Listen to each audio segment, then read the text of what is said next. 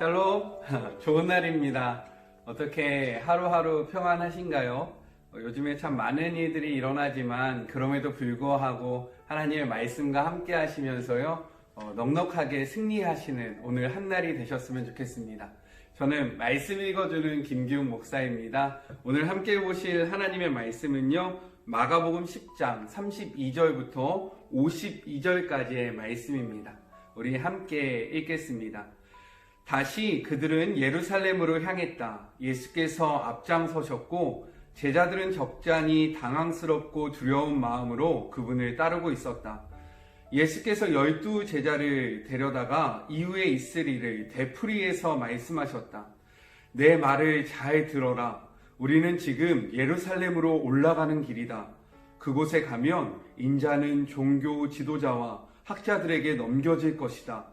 그들은 인자에게 사형을 선고할 것이다. 그리고 인자를 로마 사람들에게 넘겨주어 조롱하고 침뱉고 고문하고 죽일 것이다. 그러나 사흘 후에 인자는 다시 살아날 것이다.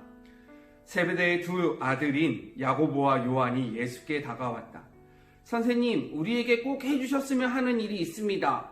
무엇이냐? 내가 할 만한 일인지 보자. 그들이 말했다. 주님께서 영광을 받으실 때 우리에게도 최고 영광의 자리를 주셔서 하나는 주님 오른편에 하나는 주님 왼편에 있게 해주십시오.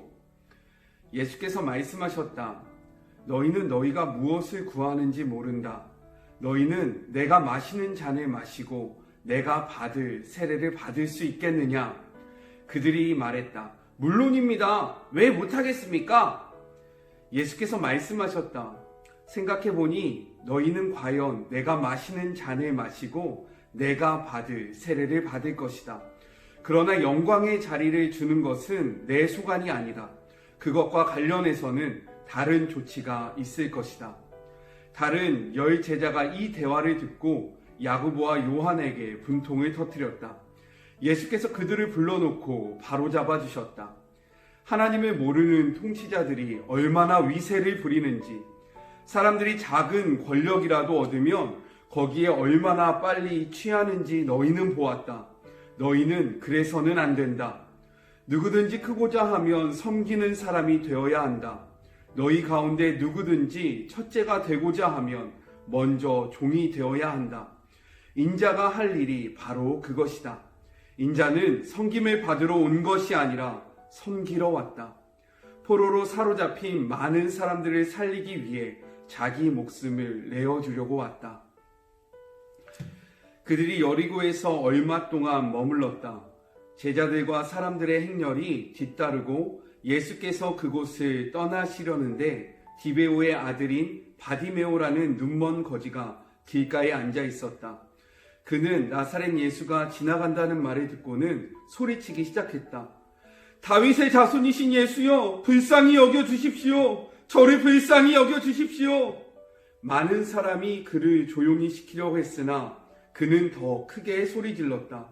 다윗의 자손이여, 불쌍히 여겨주십시오. 저를 불쌍히 여겨주십시오. 예수께서 가던 길을 멈추셨다. 그를 불러오너라. 그들이 그를 불렀다.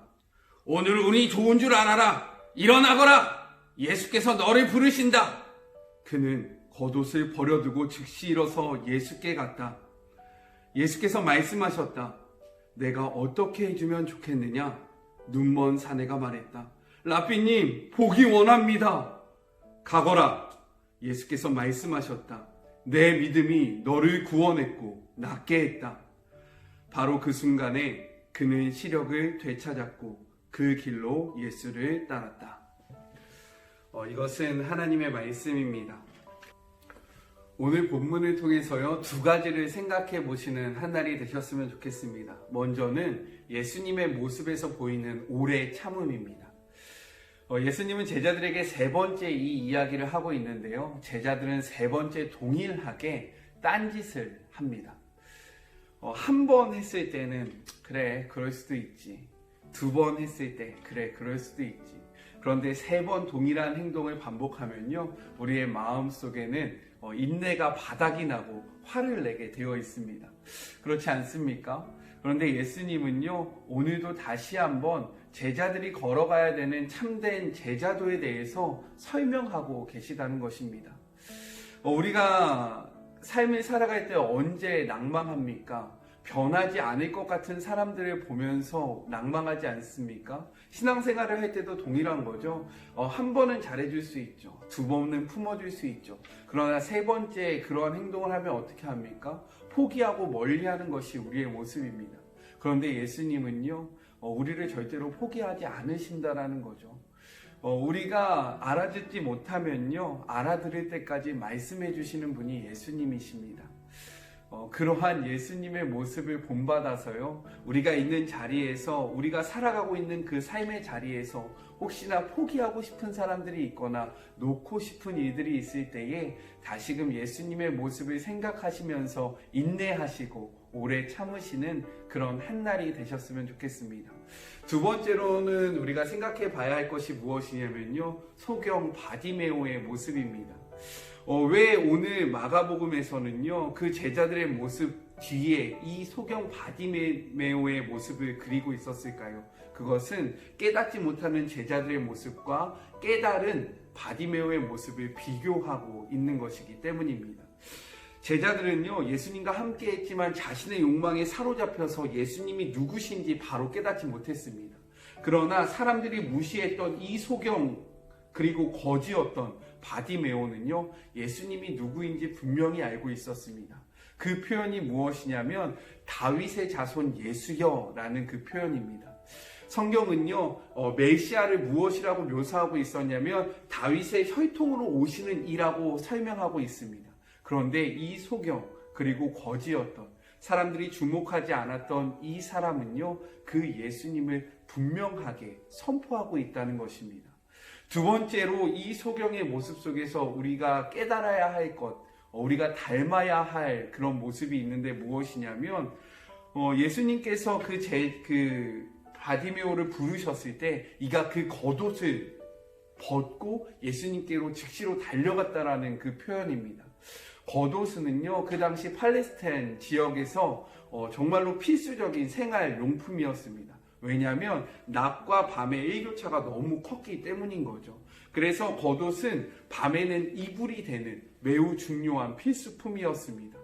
그런데 거지에게 이것이 얼마나 중요했을까요?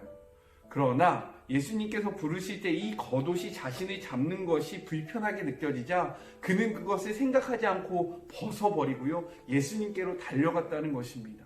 우리의 삶이 그래야 되지 않겠습니까?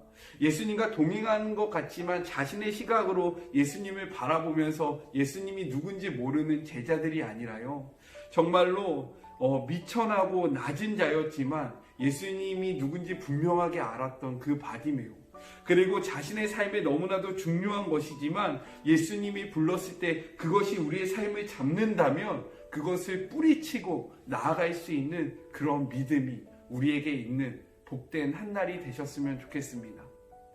이 두 가지 꼭 기억하세요. 오래 참, 그리고 예수님을 예수님으로 바라볼 수 있는 그러한 믿음과 예수님이 우리를 부르셨을 때에 우리를 잡아매는 그 삶의 모든 것들을 벗어 던지고 예수님께 나아갈 수 있는 그런 결단이 있는 복된 한날이 되시길 주님의 이름으로 축복합니다. 우리 함께 기도할까요? 사랑의 하나님, 감사합니다. 오늘 한날도 하나님의 말씀으로 붙잡아 주심에 감사합니다. 주님이 우리를 포기하지 아니하시고 다시금 붙잡아 주셨던 것처럼 우리도 누군가를 포기하지 않는 하루가 되게 하시고 다시금 그에게 사랑으로 권면하는 복된 한날이 되게 하여 주시옵소서. 소경 바디메오의 그러한 모습을 담기를 소망합니다. 예수님이 누구인지 분명히 깨닫는 그런 복된 날이 되게 하여 주시며, 삶의 자리에서 우리가 주님께 나아가는 것을 막는 것이 있다면 과감히 내어 던지고 벗어버리는 그런 결단이 있는 하루가 되게 하여 주시옵소서. 주님과 동행하기를 소망하며 주님을 사랑하며 예수님의 이름으로 기도드립니다. 아멘. 오늘 하루도 말씀과 함께 승리하세요. 화이팅! 하나님이 여러분과 함께 하십니다. 그럼 우리 내일 또 만나요. 안녕. 뿅 뿅. 안녕.